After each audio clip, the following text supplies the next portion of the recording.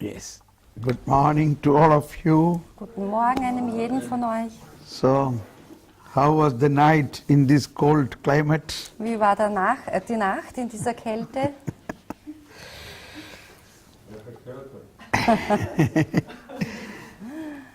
Cool bist. I hope yesterday when we prayed for the releasing of the charisms, it really gave a very beautiful experience to each one of us. Ich hoffe, dass ein jeder von euch gestern, wo wir für die Freisetzung der Charismen gebetet haben, ein eindrucksvolles Erlebnis gehabt hat. And this can grow more and more as we practice. Das kann auch immer mehr noch anwachsen und sich verstärken, je mehr wir praktizieren. Yes. And we also must grow in the personal Einheit, personal union with the Lord. Und wir müssen auch in dieser persönlichen Einheit mit dem Herrn wachsen. Let us make a few minutes prayer for an inner prayer. Beten wir jetzt einige Minuten ein inneres Gebet sozusagen. We heard today in the gospel, come to the joy of my Father. Wir haben heute gehört, kommt in die Freude meines Vaters. Inherit the kingdom prepared for you from the foundation of the world. Und nehmt das Reich in Besitz, das bereitet ist von Anbeginn der Welt. And that Jesus is now with us. He is same yesterday, today and at the end of time. Dieser Jesus ist jetzt hier mit uns, denn er ist dasselbe, gestern, heute und bis an das Ende der Zeiten. Oh Jesus, you are in me. O Jesus, du bist in mir. Now close your eyes and focus to indwelling God. Schließen wir jetzt unsere Augen und konzentrieren wir uns auf den in uns innewohnenden Gott. Jesus said, when you pray, go to the inner room, close the door. Jesus sagt, wenn ihr betet, dann geht in euer Kämmerchen und schließt die Tür. Yes, Jesus, I believe that room is in me and you are inside the room. Jesus, ich glaube, dass diese Kammer in mir ist und dass du in dieser Kammer auf mich wartest.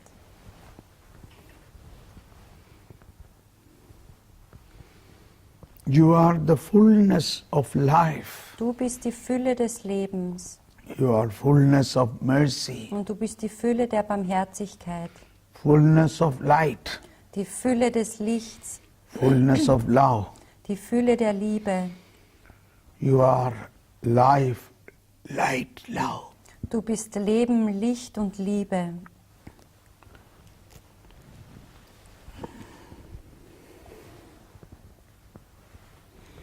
Penetrate deep into my soul.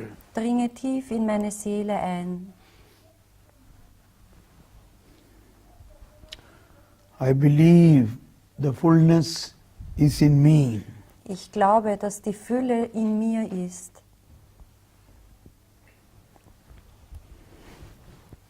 Fill me with that fullness. Fülle mich mit dieser Fülle.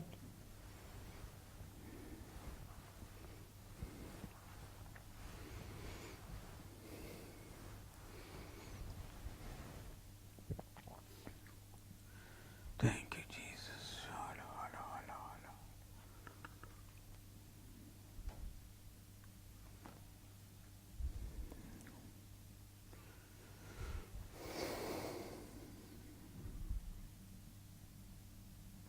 Don't see anything in the inner room. There will be only a night. Versucht nichts in dieser inneren Kammer zu sehen, da ist es nur Nacht. Oh God, thank you. Oh, danke, Herr.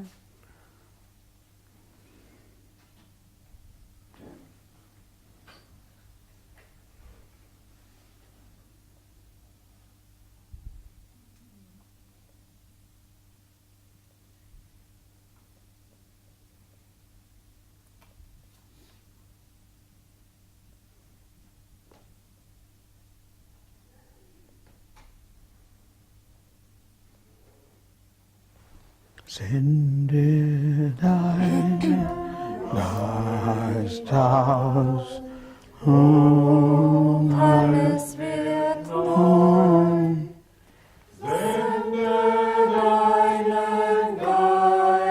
aus. Und alles wird neu. Thank you.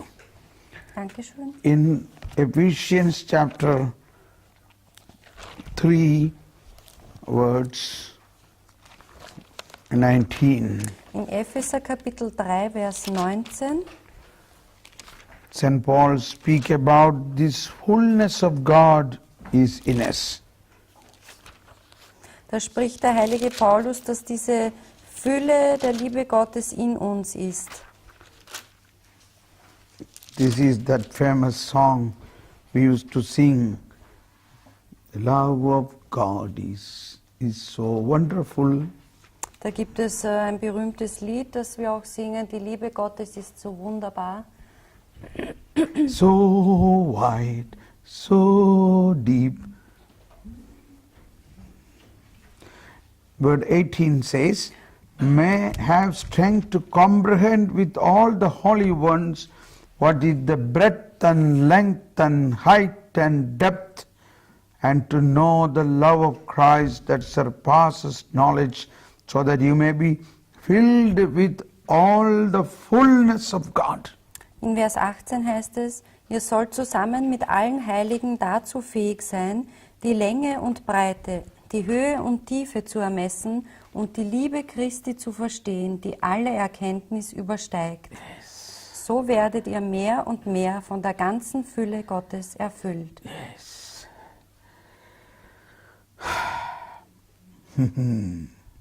Are you shocked? Seid ihr schockiert? We are already in the possession of all the fullness of God. Wir sind schon im Besitz all dieser Fülle Gottes.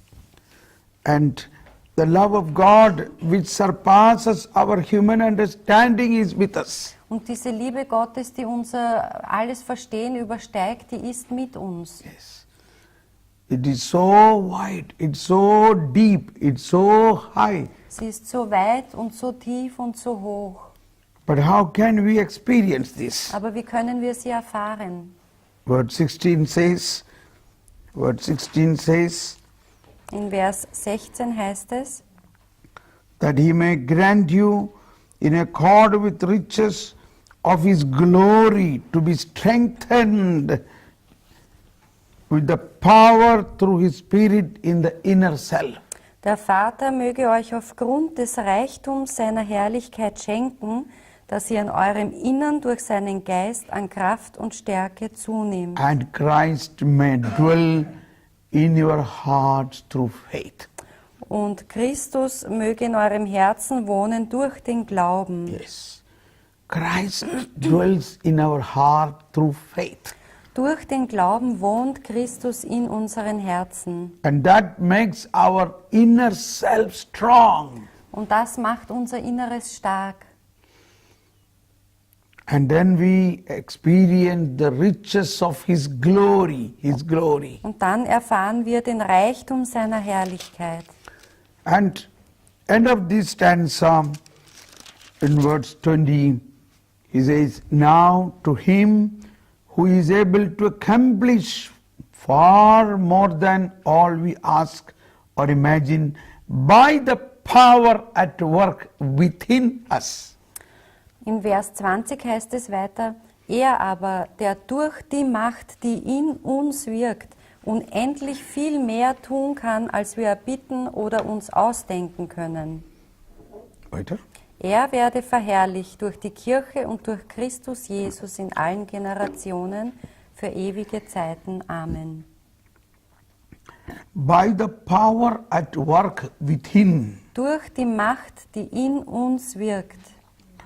In this whole teaching, St. Paul is expressing that almighty power, the fullness of God is working within us. Und eben in dieser ganzen Lehre hier geht es darum, dass diese allmächtige Kraft, diese Macht des Höchsten in uns schon wirksam ist. That is our power. Das ist unsere Kraft. And with this power, we can understand God, we can make others to understand. Und mit dieser Kraft können wir selbst Gott verstehen und wir können auch andere dazu bringen, Gott zu verstehen. And this is how the world will be changed. Und so wird die Welt verändert werden. So the change happens in us, Also diese Veränderung, die passiert in uns, a transformation takes place in us, diese Verwandlung, die findet in uns statt. and that automatically will change the humanity. Und dies wird ganz von selbst auch die Menschheit verändern. Verse 20 says, now to him who is able to accomplish far more than all we ask or imagine. Also in Vers 20 heißt es noch einmal, er aber, der durch die Macht, die in uns wirkt, unendlich viel mehr tun kann, als wir bitten oder uns ausdenken können. Here St. Paul says, one is your prayer asking, and even imagine is also a prayer. If you imagine is also a prayer. Also hier beschreibt der heilige Paulus eigentlich zwei Arten des Gebetes. Das eine ist, dass wir etwas erbitten können und das andere ist auch, dass wir uns etwas ausdenken That is können. desires. Also etwas ersehnen können, Your wish. unsere Wünsche formulieren können. In your wish you can wish anything. Und in euren Wünschen könnt ihr was auch immer erwünschen. But more than that, God can give you. Aber Gott kann auch noch mehr als das geben. Yeah. More than all. You can wish all what your human intelligence or human thinking, human imagination wishes. Ihr könnt sogar alles erwünschen, was euer menschlicher Verstand zu wünschen in der Lage ist. Yeah. How much you can wish. Wie viel könnt ihr euch wünschen? But God's wishes and God's power working in you can do far more than what you can wish. Aber Gottes Wünsche und Gottes Kraft in euch kann noch viel mehr und darüber hinaus etwas bewirken als eure Wünsche. Hallelujah. But why it's not happening? Aber warum geschieht dies nicht? Yeah. Why, in Because we're not spite of... connected with the Lord. So, I think we need to spend more time in a personal prayer with the Lord. Ich denke, wir müssen mehr Zeit im persönlichen Gebet mit dem Herrn verbringen. And then, yes? And then all this power will be unleashed, Und dann wird all diese Kraft will be released. freigesetzt. Yes.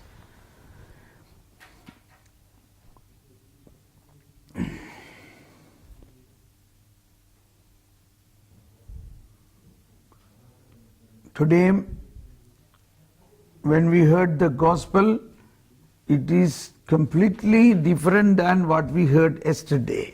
Also das heutige Evangelium, das wir gehört haben, unterscheidet sich völlig von dem, was wir gestern gehört haben. And in fact, yesterday I said we are always thinking about the advent or coming of Jesus is always not only of the coming of the present time, it is also about the second coming. Und gestern haben wir darüber geredet, dass wir, wenn wir von Advent reden, nicht nur an die Zeit vor der Geburt Jesu denken, sondern wir denken auch immer an seine zweite Wiederkunft, Ja. die noch bevorsteht.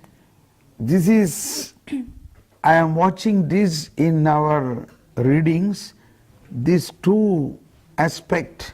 Whenever we speak about Jesus is coming, but immediately we should think about the last time when he is second coming. Also ich beobachte, dass auch unsere Lesungen derart gestaltet sind, dass immer von dem ersten Kommen die Rede ist und andererseits wird auch immer auf das zweite Kommen Jesu hingewiesen. And in fact, what we are experiencing now is an anticipatory experience of His glory of the second coming.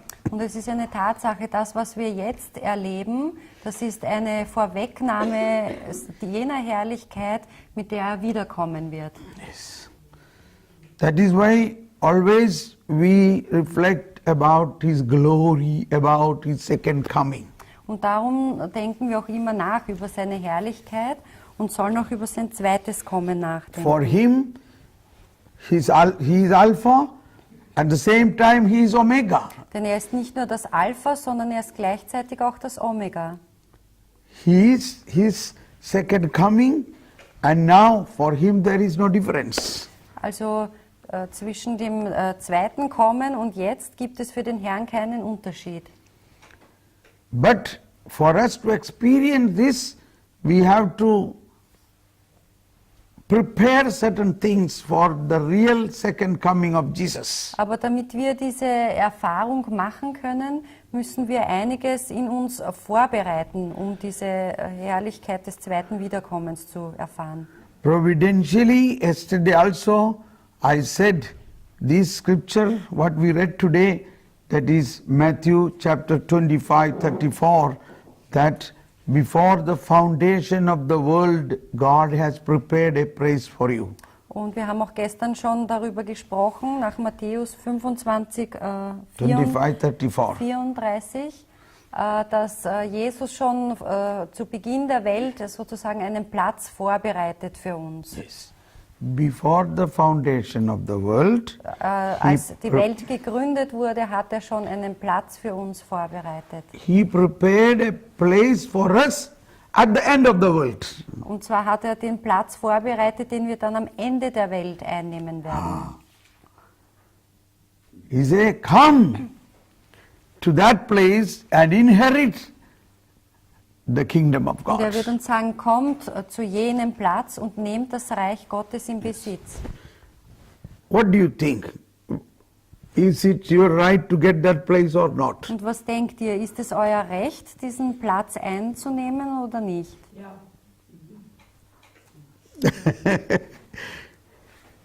That is the confidence we need now. Und das ist das Vertrauen, das wir jetzt schon benötigen. And where Jesus said, when I was hungry, you gave me food. When I was thirsty, you gave me drink. It also have to be understood in two ways. One is the Also auch die Worte, die Jesus spricht, wenn er sagt, ich war hungrig und ihr habt mir zum Essen gegeben, ich war durstig und ihr habt mir zu trinken gegeben. Auch dieses Wort muss auf zwei Arten verstanden werden. am I serving you some food and drink now? Das eine ist einmal, serviere ich dir jetzt irgendeine Art von Essen und Trinken? Ja. Yes. So this is also is the meaning that yes, there are physically, materially poor people who need really food and drink. Also es gibt eben hier diese zwei Arten an Bedürftigen, die tatsächlich Nahrung und also Essen und Trinken brauchen, physisch. Mother Teresa said when she did a lot of things for the poor in Calcutta. Mutter Teresa hat ja viel für die Armen in Kalkutta getan und sie sagte, Afterwards, slowly she came out from Kolkata to outside India, to Europe, to London, to New York, to America. Also Then she said there is a greater poverty. also langsam kam sie eben heraus aus Kalkutta und sah Indien und Came out from India to other world. und kam auch an andere Plätze in der ganzen Welt und sie sagte, In the modern world, like Europe, America, Britannia. ja, sie war auch eben in der modernen Welt wie in Amerika und Großbritannien. Then she said there is a greater poverty. Und sie sagte, da ist noch eine größere Armut. Yes. The poverty of the soul. Und zwar die Armut der Seelen. Yes. So we have to understand these two types of poverty. Darum müssen wir diese zwei Arten der Armut oder der Bedürftigkeit erkennen. What type of hunger, what type of food is needed in Germany? Welche Art von Nahrung benötigen wir in Deutschland? Yes. For the soul. Yeah, the soul, the food for the soul. Ja, die Nahrung für die Seele. That is no doubt the knowledge about God and the power of God and the Word of God. Kein Zweifel, es ist das Wissen über Gott, über seine Kraft und über das Wort Gottes. Yes.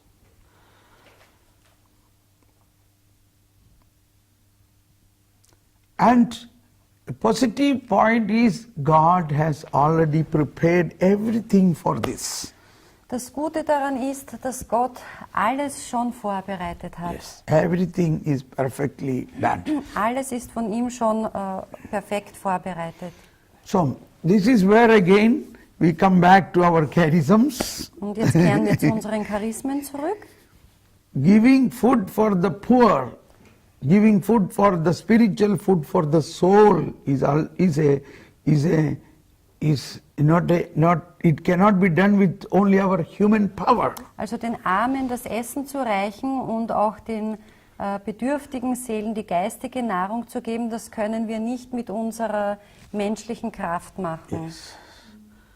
Here we need the real charism, the help of Holy Spirit. Dafür brauchen wir wirklich die Charismen und die Hilfe des Heiligen Geistes. There are 1,000 ways it can be attained. Und dies kann auch auf 1000 Weisen geschehen.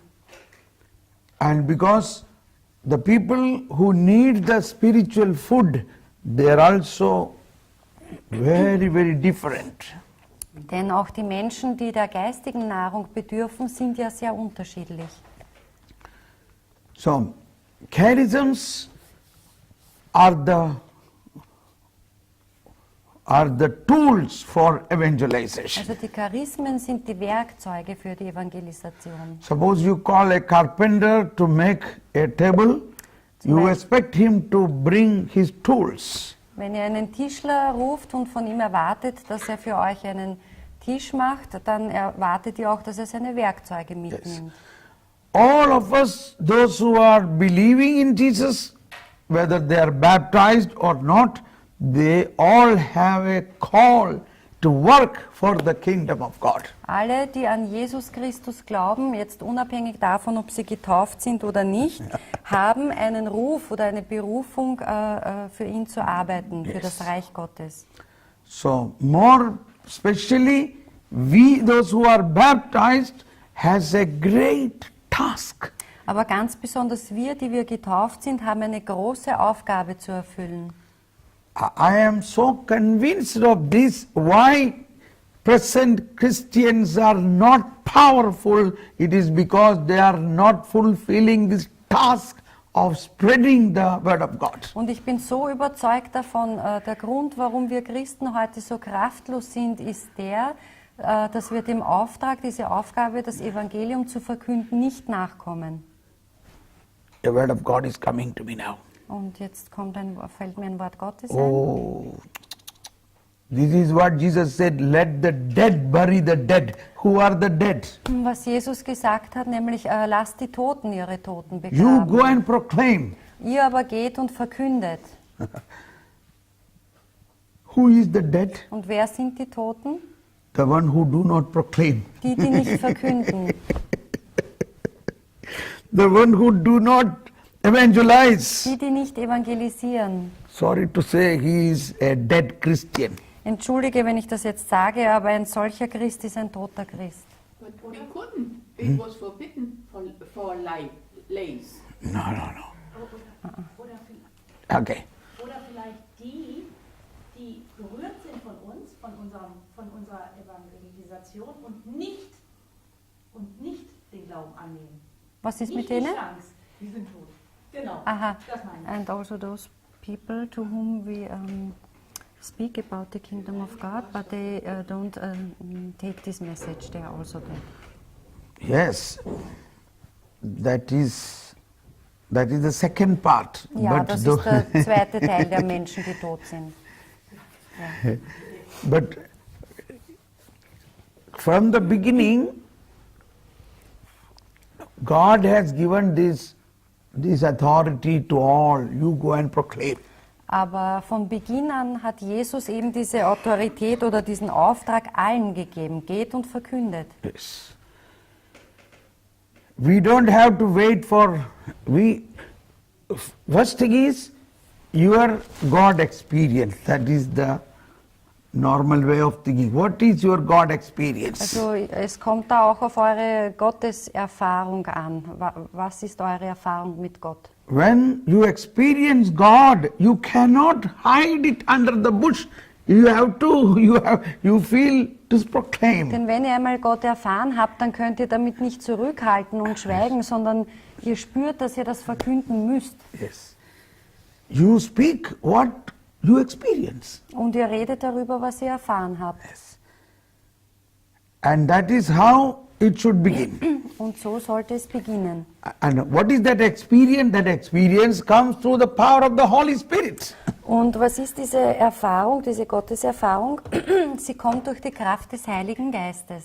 We are all from childhood time onwards, we are in Christ. We go for Holy Mass, we pray, Rosenkranz, we make family prayer, all this we do. But still, the Holy Spirit power is not activated. Wir sind alle von Kindheit an sozusagen in Christus. Wir empfangen die Sakramente und sind in der Kirche. Aber noch immer erfahren wir nicht diese Kraft des Heiligen Geistes. Yes.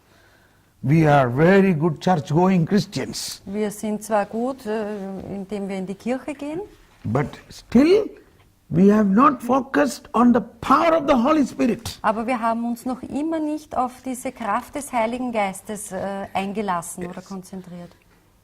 That is the Schlüssel point. That is Das the ist key der point. Knackpunkt. Yes. It is in my life, I was very good Christian. Every day I was going to church. Es war auch in meinem Leben so, ich war ein Vorzeigechrist, ich bin jeden Tag in die Kirche gegangen, So much prayer I was doing. ich habe so viel gebetet, But nobody told me that I have a task to evangelize. aber niemand hat mir gesagt, dass ich eine Aufgabe, einen Auftrag zum Evangelisieren habe.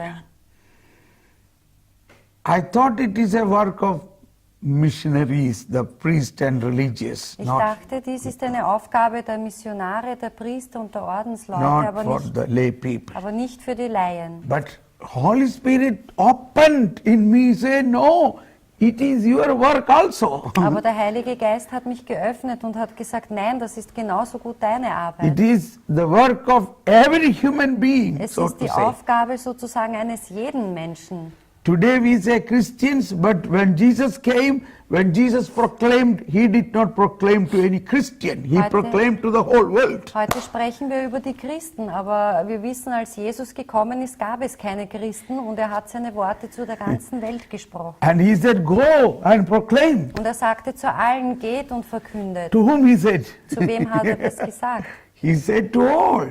Er sagte es zu allen.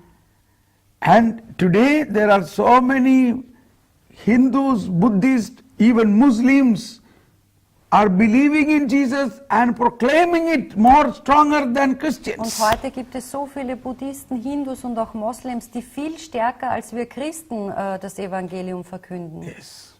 Because they are touched by the Holy Spirit. Denn sie wurden berührt vom Heiligen Geist. Like the apostle said, when the Jewish leaders say you should not speak about Christ, the apostle said, how can it be? We cannot. So wie dem Paulus aufgetragen worden ist von den jüdischen Führern, sprecht nicht mehr über diesen Jesus Christus. Da sagte der heilige Paulus, wie können wir schweigen? Das ist unmöglich. We cannot schweigen, we cannot silence. Wir können nicht schweigen. So today we have to recognize such power is now in us. Und heute müssen wir erkennen, diese Macht, diese Kraft ist in uns. So not with our human power, but with the power of the Holy Spirit. Und es ist nicht eine menschliche Kraft, sondern es ist die Kraft des Heiligen Geistes. So more and more we are going to learn now how this power of the Holy Spirit activates in us. Und jetzt werden wir mehr darüber lernen, wie wir diese Kraft des Heiligen Geistes in uns aktivieren. Yes. from the point of resurrection. Resurrection is the remarkable point where the power become released. Resurrection of Jesus. Die Auferstehung ist dieser Markstein der Geschichte, wo sozusagen diese Kräfte durch Jesus freigesetzt worden sind. Even before resurrection, this was possible to give on an anticipatory way. Auch schon vor der Auferstehung Jesu hat Jesus einen Vorgeschmack dieser Kräfte gegeben. But for us today, we are in the Holy Eucharist, we are receiving the risen Lord. Aber für uns heute, die wir den auferstandenen Herrn empfangen, In the Holy Eucharist. in der heiligen Eucharistie, And in our prayers, the Holy Spirit coming to us is the Spirit of the risen Lord. In our prayer, und in unserem Gebet or whenever we pray for Holy Spirit, oder wann auch immer wir um den Heiligen Geist Holy Spirit beten, come. dann kommt der Heilige Geist. That is the Spirit of the risen Lord. Und das ist jener Geist des auferstandenen Herrn. Yes. So we have to recognize this point. Yes, the Spirit who raised Jesus from the dead is in me. Also wir müssen erkennen, jener Geist, der Jesus von den Toten auferweckt hat, ist in mir. Yes. Yesterday when we were praying over you, you might have felt some experience of the Holy Spirit. Gestern, als wir für euch gebetet haben, da habt ihr vielleicht eine Erfahrung des Heiligen Geistes gehabt. But more than that, when you prayed on somebody, you both experienced something. Aber noch mehr, wenn du über jemanden anderen gebetet hast, dann habt ihr beide etwas gespürt. I have seen people, they wondered how can, when one person touch on the other person, power is flowing. Und also ich habe das gesehen, wenn die eine Person zum Beispiel die andere berührt hat, wie dann diese Kraft geflossen ist. That means this power flow when you want to do something for other. Das heißt, diese Kraft, die fließt, wenn ihr etwas für die anderen tun wollt. Yes. Because for that this power is given to us. Denn dafür ist ja jene Kraft uns gegeben worden. When you simply think about another person and pray, then the power flows. Denn wenn ihr an eine andere Person denkt und für sie betet, dann fließt diese Kraft. Yes.